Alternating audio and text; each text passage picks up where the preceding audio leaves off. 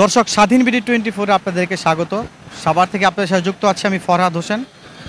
দর্শক আমি এখন রয়েছি সাভারের নিউ মার্কেটের ঠিক অপোজিটে যে মাশরুম সেন্টারটি রয়েছে, জাতীয় মাশরুম সেন্টার, তার সামনে। আমি যদি আপনাদেরকে একটু দেখানোর চেষ্টা করি, আমার পেছনে আপনারা দেখতে পাচ্ছেন ময়লার ভাগারটা দেখতে পাচ্ছেন। দেখে মনে হবে এটা কোনো ভাগার, কিন্তু আসলে এটা কোনো ময়লার ভাগার না। এটা হচ্ছে ঢাকা আরিচা মহাসড়ক।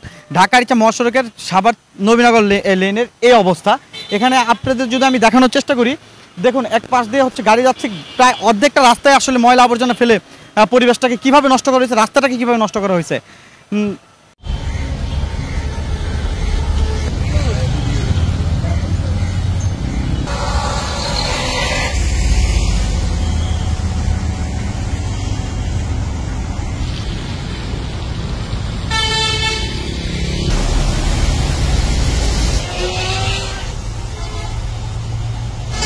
রাস্তা দিয়ে যাতায়াত করি, এখানে তো খুব প্রবলেম হয়। এই ময়লা এভাবে পড়ে থাকলে কিভাবে যাতায়াত করা যায়?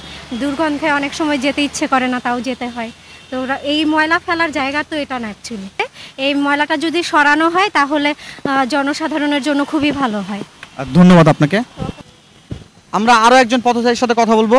আসলে দেখা গেছে এটা তো আমাদের স্পেস, মানে আমাদের সাভার। আমরা যদি সাভারটাকে সুন্দর না রাখি, এই যে এটা হচ্ছে একটা রাস্তা, হাইওয়ে, মানে এটা খুব ইম্পর্টেন্ট একটা জায়গা।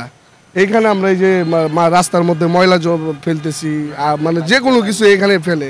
এখন দেখা গেছে মানুষের মানে অসুস্থ হয় এই ময়লার গন্ধের কারণে। এখানে কিন্তু প্রচুর পরিমাণ ভাইরাস আছে, এগুলা থেকে মানুষের রোগ জীবাণু সব কিছু ছড়াচ্ছে।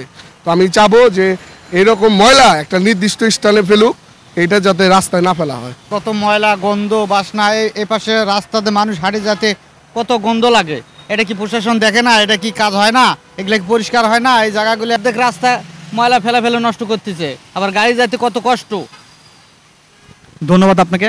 হ্যাঁ, যেমনটি পথচারীর কাছ থেকে আমরা শুনলাম, রাস্তাটা অর্ধেকই নষ্ট করে ফেলছে ময়লা আবর্জনা ফেলে।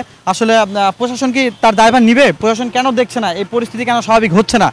এটা পথচারীর আসলে প্রশ্ন আমাদের কাছে। আমরা এই প্রশ্ন রেখে গেলাম। সাভার থেকে আপনার সাথে যুক্ত ছিলাম আমি ফরহাদ হোসেন।